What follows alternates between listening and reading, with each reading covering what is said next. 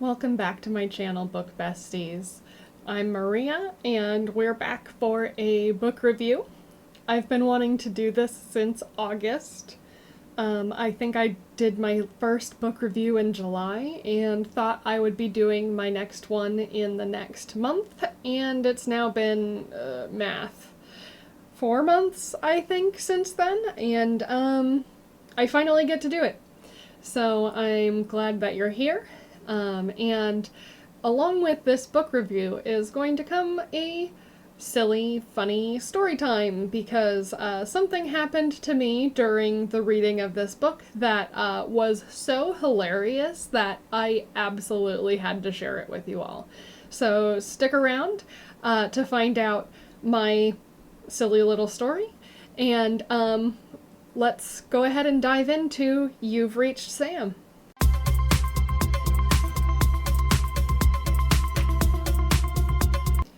During my last book review video, I tried to kind of establish a little bit of a format for how I do it going forward, and I really want to keep doing that, so here we go.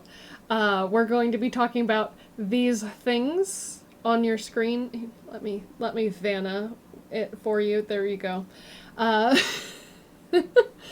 I don't even know where my face is going to end up on your screen, so that's going to be even funnier if it's not where I think it is going to go.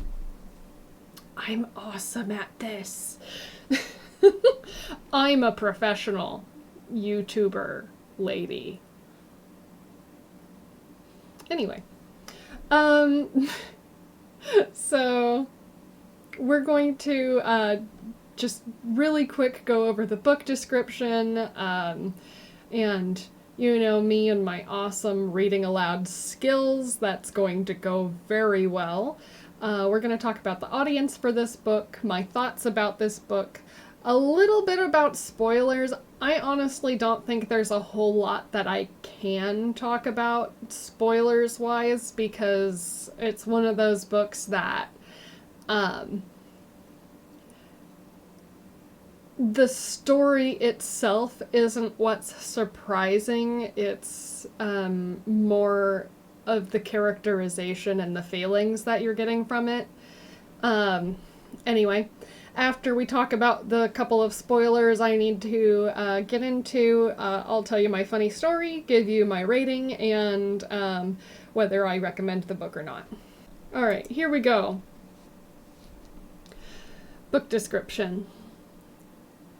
17-year-old Julie Clark has her future all planned out. Move out of her small town with her boyfriend Sam, attend college in the city, spend a summer in Japan, but then Sam dies, and everything changes. Heartbroken, Julie skips his funeral, throws out his belongings, and tries everything to forget him. But a message Sam left behind in her yearbook forces memories to return. Desperate to hear him one more time, Julie calls Sam's cell phone just to listen to his voicemail recording, and Sam picks up the phone.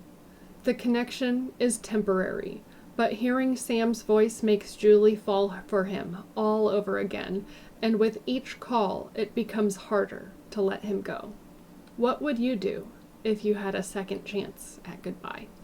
The audience for this book is, I think, fairly obvious, but I'll go ahead and dive into it anyway. So I would recommend this book for readers of young adult fiction, especially contemporary fiction. The magic of the story is very much grounded in reality, so I would call it more of a magical realism sort of book rather than like a fantasy, and it is set in the real world. Also, anybody who has lost a loved one, I know that this book is from the point of view of a teenage girl, but really it comes off as very mature overall, and we all deal with loss and grief. So I think that anybody who has lost someone can find a value in this book.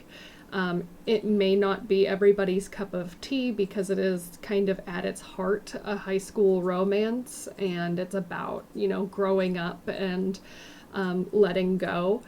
But it is a book that I think that could ultimately be accessible to anybody.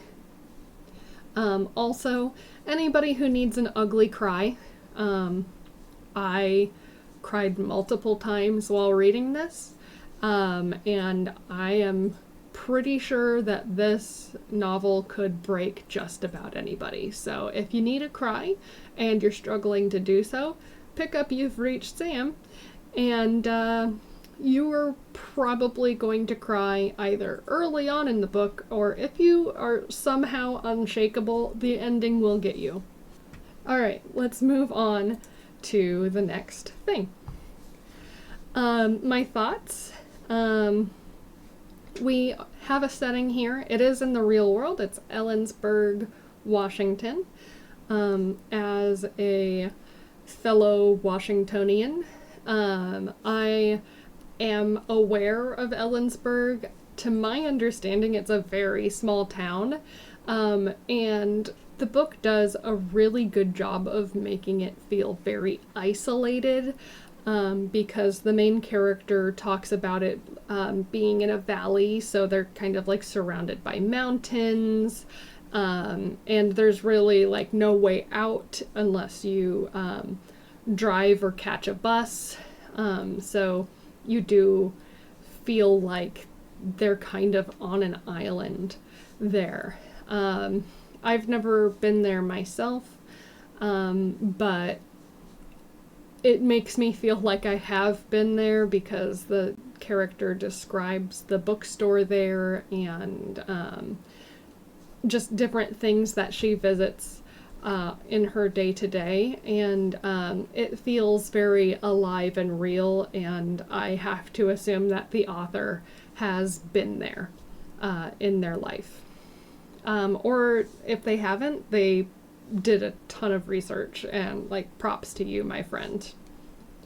Characters, there's a bunch of them, but the two main characters are Julie, the girlfriend who loses her boyfriend, and Sam, which, for lack of a better term, is the dead guy.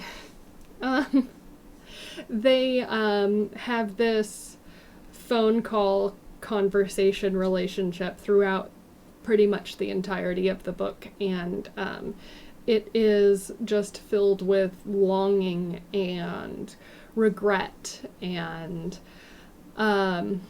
it's just heartbreaking seeing this once love and knowing that it can really be no more, at least actively, but he wants her to be okay now that he's gone.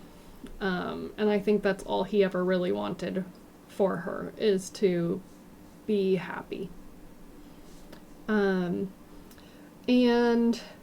the theme, growing up and healing from loss. It really is kind of a coming-of-age story. You, in your teenage years, sometimes don't experience loss. So losing a classmate or a boyfriend, even in high school, in your senior year of high school, is going to be a defining moment of your life. So it's very, it's written with great sensitivity and urgency, and it really hits home in many different ways. Okay. Spoilers. If you do not want to hear spoilers from this book, you should skip to whatever spot I put in the comments that comes after the spoiler tag. Okay. I don't have a lot to say for spoilers. Like I said, I think that the story itself lends to being more of a character-driven story rather than anything that's going to be super spoiler heavy. But the moment when Sam's brother goes missing and Julie calls him to try and get help finding him, and Sam and his brother get to talk on the phone together, broke me. Oh my goodness. Yeah. That one was really hard to read. There's also a scene where Sam directs Julie to go out to this beautiful wheat field just outside of town. And that was just so beautifully visualized. I could see it in my mind's eye. And it takes a really special kind of author to be able to pull something like that off, because, you know, I am a girl from originally Arizona and now Western Washington, and I have never seen like an actively growing like wheat field, and I feel like I saw it by reading that scene. So it was just really cool. Like I said earlier, I have a funny story to go with this book review. While I was reading You've Reached Sam, I was using the audiobook version. So, you know, you can listen to an audiobook everywhere. And it just so happens that I was listening to an audiobook at work. You see where this is going. So, I am listening to the ending pages of You've Reached Sam, and one of my coworkers walks in as I am bawling. Like, not a quiet cry that people can ignore, but like tears streaming down my face, eyes red, cheeks puffy. Like, this is not the type of cry that you can cover up. I am bawling at the end of this book, and one of my coworkers walks in and literally just says, "Okay, who do I need to yell at?" Thinking that I like got yelled at by somebody at work or like something, and I was like, maybe an author. And then that moment led to a bunch of laughter and giggles, and kind of lightened the mood just kind of around the table. But yeah, it was kind of a very silly situation. So definitely would not recommend listening to the audiobook of this in the workplace or behind the wheel of a vehicle, because you will probably cry. It is a tearjerker, if you didn't get that from the book description. Okay, on to the rating. This one is not a 5-star read for me, and this series is not intended to be a 5-star read. But for me, a 5-star read is a book that I will want to read again in the future, that I enjoyed it, have no notes basically, or if I do have notes, they're not like a game changer. But I would probably not read this book again. I don't feel like I'm going to get anything new out of it, reading it a second time. So I'm going to go ahead and call this one a 4-star read. I did enjoy it. It's just not something that I'm going to want to read a second time. But I would recommend it for other people to read, absolutely. And, if it's something that, maybe one day in the future, I decide to go read it so I can have a big ugly cry for myself, you know what, I'll amend that, because then I will have been proven wrong. I think it's fairly obvious at this point. I really think I need to move this question further to the front. But anyway, do I recommend this book? Yes. I think that it's a great read. I think it's accessible to a lot of different people.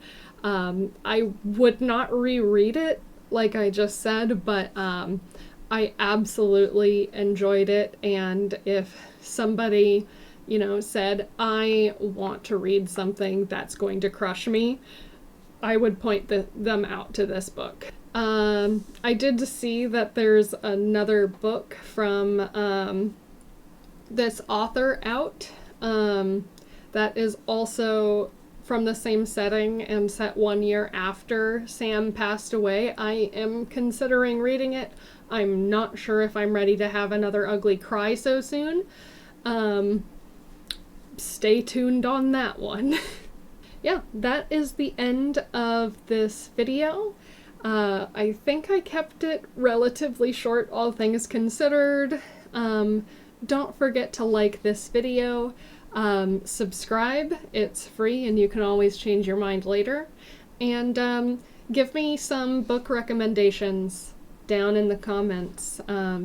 If I can grab it on one of my library apps, I am willing to give it a shot. Thanks for being here, and I'll see you next time.